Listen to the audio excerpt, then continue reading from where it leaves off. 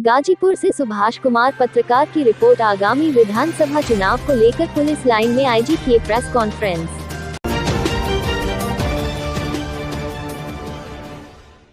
Ghazipur IG Varanasi परिक्षेत्र द्वारा police line Ghazipur में अन्य अधिकारियों के साथ आगामी विधानसभा चुनाव अपराध के संबंध में मीटिंग की गई। सभी सर्किलों के क्षेत्राधिकारी, चुनाव कार्यालय तथा ल्यू के अधिकारियों के साथ मीटिंग की गई तथा संवेदनशील मतदान केंद्रों, वल्नरेबल क्षेत्रों और क्रिटिकल पोलिंग बूथों के बारे में जानकारी ली गई। विभिन्न मतदान केंद्रों पर सीपीएमएफ और अन्य पुलिस वालों के पर्याप्त तैनाती के लिए निर्देशित किया गया। बॉर्डर पर बैरियर तथा पर्याप्त पुलिस बल तैनात करने व चुनाव के समय बॉर्डर सील करने के लिए निर्देशित किया गया। बॉर्डर से आने जाने वालों तथा उनकी गतिविधियों पर कड़ी नजर रखने के लिए निर्देशित किया गया। महोदय द्वारा पोलिंग बूथों पर पर्याप्त मात्रा में पैरामिलिट्री तथा सीपीएमएफ फोर्स लगाए जाने की बात कही गई। महोदय द्वारा थाना क्षेत्रों में पब्लिक के बीच जाकर चुनाव में गड़बड़ी उत्पन्न करने वाले अपराधियों के बारे में जानकारी एकत्र कर उनके खिलाफ कठोर कार्रवाई सुनिश्चित करने के लिए संबंधित को निर्देशित किया गया। जिस गांव और क्षेत्रों में चुनाव को लेकर विवाद हो सकता है, इसकी जानकारी कर कठोर कदम उठाया जाए। अपराध और अपराधियों के खिलाफ सख्त कदम उठाया जाए। फोर्स का डिप्लॉयमेंट सही तरीके से करके चुनाव को स्वतंत्र, निष्पक्ष और शांतिपूर्ण संपन्न कराने के लिए संबंधित को निर्देशित किया गया। आज मैं जनपद गाजीपुर के भ्रमण पर आया हूँ। सभी क्षेत्राधिकारियों के साथ और चुनाव कार्यालय और LIU सबके साथ अभी बैठक कर रहा हूँ और इसमें सभी से ये जानकारी प्राप्त की गई है। अपना अपना सर्किल में जो संवेदनशील मतदान केंद्र क्या है और वल्नरेबल क्षेत्र क्या है और अपराधी तत्व जो है ज़्यादा किस किस क्षेत्र में है, उनका गतिविधियों के बारे में, सब चीज़ों के बारे में जानकारी किया है।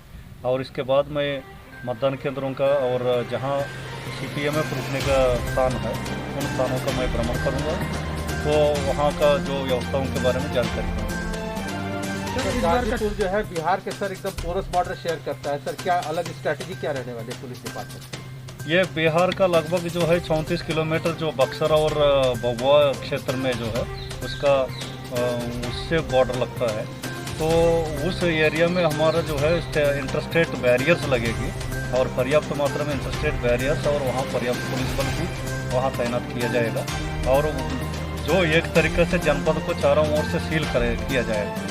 एक तो बाकी जो है इधर हमारा चंदौली और इधर वाराणसी रूरल और जौनपुर, ये सभी इधर मऊ का भी, बलिया का भी बॉर्डर है यहाँ का, तो जो अंतर जनपदी बॉर्डर भी है, ये सीमाओं पर भी बैरियर्स लगेगा और वो जो है जनपद में आने जाने वालों का गतिविधियों पर वहाँ चेक किया जाएगा। सर, गंगा से बहुत सारा हिस्सा डिवाइड होता है, क्रॉस गंगा में बिहार का इलाका पड़ता है, इस तरफ यूपी गाजीपुर का इलाका पड़ता है, तो सर वाटरवेज पे सर्विलांस के लिए क्या स्ट्रैटेजी? वाटरवेज का भी जो, क्योंकि PAC भी मिलता है, फिर वहाँ PAC का जो डिप्लॉयमेंट होगा और उस तरीके से जो वाटर बॉडीज़ का जो माध्यम से कोई भी इधर की तरफ आने का प्रयास होगा, तो वहाँ बैरियर पर वो चेक करके फिर उसका खिलाफ कार्रवाई होगी। सर, इस बार का चुनाव जो 2022 जो चुनाव होना है, क्या पुलिस विभाग के लिए चुनौती रहेगी या नहीं? चुनाव तो हर बार चुनौती रहती है, तो इस बार जो है काफ़ी अपराधियों के विरुद्ध बहुत पहले से अच्छा कार्रवाई हो चुकी है और काफ़ी उनका संपत्तियों को कुर्की की गई है और इस समय पुलिस का दबदबा ज़्यादा है और उनका जो है पुलिस का सक्रियता बहुत ज़्यादा है। तो विगत सालों के कंपैरिजन में हम देखेंगे, अब इस समय जो है पुलिस का जो काफ़ी जो मजबूत दिखाई दे रहा है, तो इस वजह से जो मुझे लगता है पिछले सालों का कंपैरिजन में इस बार हमारा स्थिति काफ़ी अच्छी है। इस बार के चुनाव में उत्तर प्रदेश पुलिस क्या चुनाव कार्यालय में सक्षम है या फिर CRPF BSF भी लगाए जाएंगे? नहीं, पैरामिलिट्री फोर्स लगाने का जो निर्णय केंद्रीय निर्वाचन आयोग का है, तो वो हर बार लगता है निष्पक्ष और जो शांतिपूर्ण चुनाव कराने के लिए केंद्रीय पुलिस बल लगती है।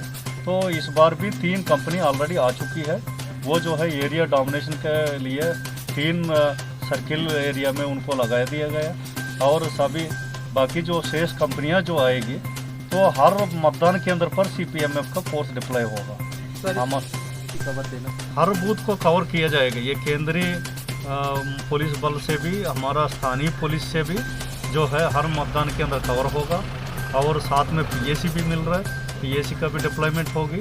तो ये सभी फोर्सेस को रुकने की व्यवस्था भी कप्तान साहब के द्वारा काफ़ी एक्सरसाइज कर दिया गया। इनका जो है जगह जगह पर ये कर दिया गया। सबसे महत्वपूर्ण बात यह है एसपी साहब स्वयं सक्रिय है। अब वो उन्होंने जो है अपराधियों के विरुद्ध कार्रवाई में काफ़ी कार्रवाई किया जा चुका है और संपत्ति का कुर्की भी का 50 करोड़ से ऊपर जो है वो इनका आने का 3 महीने में ही अच्छा कार्रवाई किया हुआ। तो काफ़ी अच्छा कार्रवाई हुआ। अभी कोविड चल रहा है, क्या लगता है कि कोविड में किस तरह के गाइडलाइन होंगे या फिर किस तरह की व्यवस्थाएं होंगी? कोविड के लिए भी हमारे पास पर्याप्त व्यवस्था है। बेसिकली पुलिस के लिए अलग से बजट भी मिल रहे हैं। इसके लिए मास्क और सैनिटाइजर खरीदा जाएगा और सभी पुलिस वालों को दो डोज का वैक्सीनेशन हो चुका है। अब बूस्टर डोज का भी वैक्सीनेशन चल रहा है। तो इस प्रकार की पुलिस बल के लिए वैक्सीनेशन हो गई। और जो मतदान के दिन जो है वो मतदान केंद्रों पर गोला बनाया जाएगा। गोले में जो है एक एक जो मतदाता खड़े रहेंगे। तो उस प्रकार जो है वहाँ भी दूरी मेंटेन करते हुए एक व्यवस्थित रूप से सबका मतदान होगी और कोविड के लिए कोविड नियमों का अक्षरतः पालन किया जाएगा। पिछले चुनाव में त्रिस्तरीय पंचायत चुनाव में उत्तर प्रदेश पुलिस के कोरोना टेस्टिंग के लिए बैन लगा हुआ था।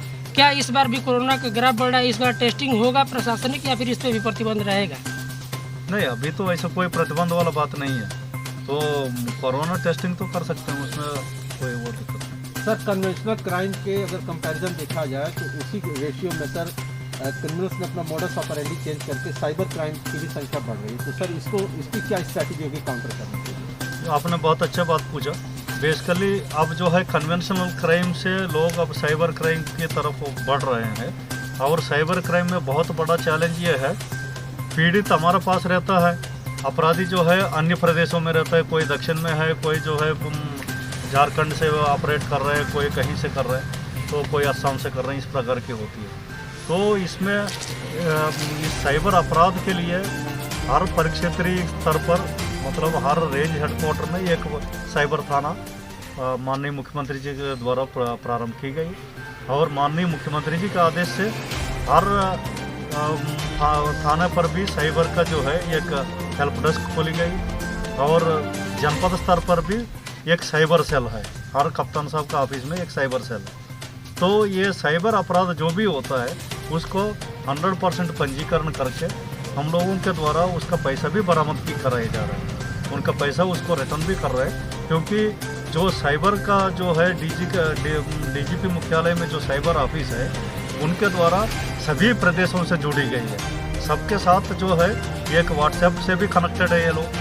तो कहीं का भी अपराधी होगा वहाँ के लिए मैसेज भी भेज के फिर आपस में समन्वय बना के वो कार्रवाई भी कर रहे हैं। तो साइबर अपराध पर जो है नियंत्रण के लिए समय समय पर इन लोगों को प्रशिक्षण भी दिलाया जा रहा है डीजीपी मुख्यालय के द्वारा। तो इस समय हमारा डीजीपी महोदय का जो मुख्य प्राथमिकताओं में साइबर अपराध एक है। धन्यवाद।